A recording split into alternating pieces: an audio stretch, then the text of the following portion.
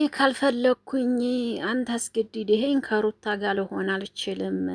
ድሮም ራሴ ፈልጌ እንጂ እናንተ አስገድዳችሁኝ አይደለም ከሩታ ጋር የሆንኩት። አሁንም ካልፈለኩኝ ግዴታ የሚያስገድደኝ ሰው የለም ብሎ ለአባቱ ምላሽ ሰጥቷል፣ አብርሽ ማለት ነው። እንግዲህ አባቱ ደግሞ በግዴታ ቢሆን እኔ አደርግሃለሁ ባንተ አይደለም ብሎታል ማለት ነው። እና በጣም ነው የሚገርመው።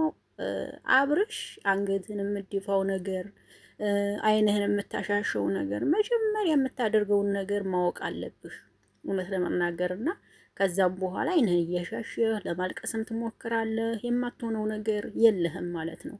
እና በጣም ነው የተገረምኩት። እናንተ አስገድዳችሁ ከሩታ ጋር ልሆን አልችልም ነው ያለው። እንግዲህ እውነት ነው መናገር እና በመጨረሻም እንግዲህ በቃ እኔ ልሂድ በቃ ብሎ ተነስቶ ነው እየሄደው። ሩታን እንግዲህ ሁለት ሆነው ውሳኔሽን አሳውቂን ብለው እንግዲህ ሲሏት በቃ እደውላለሁ እንጂ ምንም ልል አልችልም አሁን ብላ እንግዲህ ተነስታ ነው እሷም የሄደችው።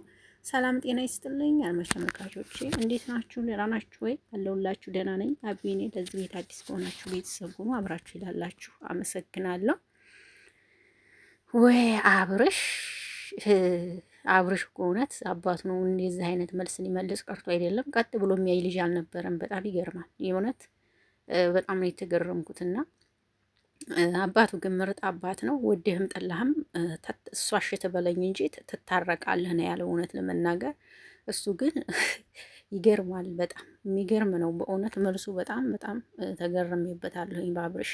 እኮ አንተ ነህ ተንበርክከህ ባረኩት ነገር ሁሉ ጥፋተኛ ነኝ አንቺ ማለት ታጋሽ ነሽ ማለት ነበረበት። ዛሬ ራሱ ሲጀመር አንተ አብርሽ ዛሬ ሩታን ቀጥ ብሎ ለማየት ራሱ በጣም አፍሯል። እውነት ስነግራችሁ ምንም ፊቷን እንኳን እንዲህ ቀጥ ብሎ አላየም። አንገቱን አቅርቅሮ ነው። ምክንያቱም በጣም ነው የፈራው፣ ፈርቷል። ገባችሁ አይደለ? እና እንዲያውም ይቅርታ መጠየቅ ነበረብክ እንጂ አስገድዳችሁኝ ልሆን አልችልም፣ እየለመንኩ መኖር አልችልም ነው ያለው። እንግዲህ በጣም ነው የሚገርመው። እየለመንኩ መኖር አልችልም ማለት እንግዲህ ከሌላ ሰው ጋር ምናምን ሲሆን እንደዚህ ከሆነች ሁሌ እየመጣው ሁሌ እንጣላለን፣ እንደዛ ይሁን መኖር አልችልም ነው እንግዲህ አባባሉ። ይሄ አስተሳሰብህ ግን ጥሩ ነው ብዬ አላስብም እውነት ስነግርህ።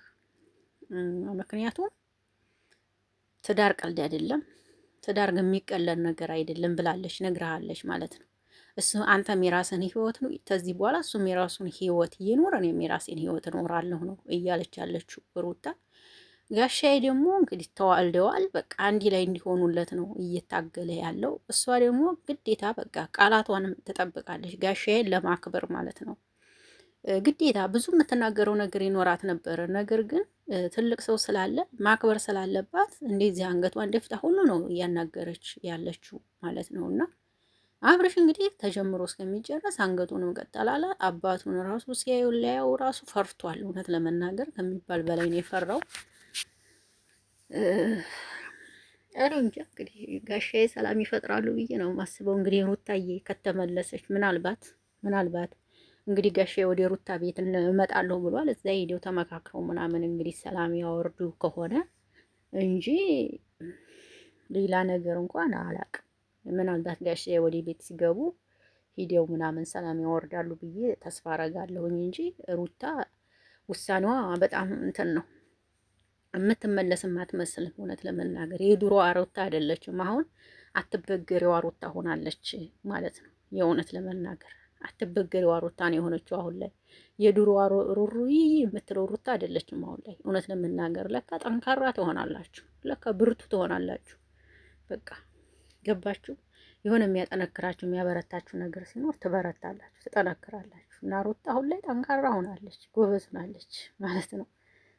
ጠንክራለች፣ ጎበዝ ሆናለች። እና እንግዲህ አብርሽ ነገ ይቅርታ ከጠየቅ እንግዲህ የሩታ ርሩ ናት፣ የይቅርታ ልብ አላት፣ ትልቅ ሰው ታከብራለች። ይቅርታን ተቀበለች ማለት ነው። ደግሞ ጭራሹንም አንተና ቪዲዮ ማቋርጥ ያርከው ላይ ፈራኩ። እውነት አንገቷን እንትን ፊቷን ለማየት ራሱ በጣም ነው የፈራው ከሚባል በላይ ፈራ። እንዴት ይፊቷን በጣም ነው የፈራው ከሚባል በላይ። እና ኤፋ እንግዲህ እያደረገ ያለው ነገር በጣም ደስ ይላል። አብርሽና ሩታ እንዲለያዩ አይፈልግም፣ አንድ እንደሆኑ ይፈልጋል። ኤፋ እንግዲህ የእውነት እንዲለያዩ አንድም የሚፈልገው ነገር የለም። በቃ አብረው እንዲሆኑለት የሚፈልግ ነው። እንግዲህ እግዚአብሔር ይርዳችሁ። ይሄን ነው የምለው። ምክንያቱም ምንም ማንንም የምንገፋው ሰው የለንም እዚህ ጋር። የአብርሽ መልስ ዛሬ ራሱ በጣም የሚገርም ነው። ለምናችሁ ከሩታ ጋር አልሆነም። ረዝጊሁ እስጊሁ ፈጣሪ አብርሽ ተው ግን። ያችማ ገብታለህ አለች። ሄርሚዬማ ልብህ ገብታለች። ፎርኮርስ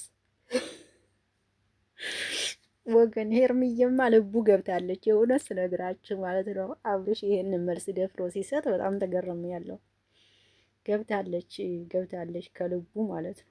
ገብታለች። ለማንኛውም ውዶች ይህን ለማለት ነው የመጣሁት። ወዳችኋለሁ፣ አከብራችኋለሁ። ዛሬ ጠፍቻለሁ አይደል? ብቅ ብለናል። እንግዲህ እስኪ ሀሳብ አስተያየታችሁን ስጡ። እንግዲህ ቪዲዮውን አይታችኋል ላይ እና አብርሽን ሙሉውን፣ ስለዚህ ሀሳብ ስጡበት። ወዳችኋለሁ። መልካም ጊዜ። የነገ ሰው ይበለን። ወዳችኋለሁ።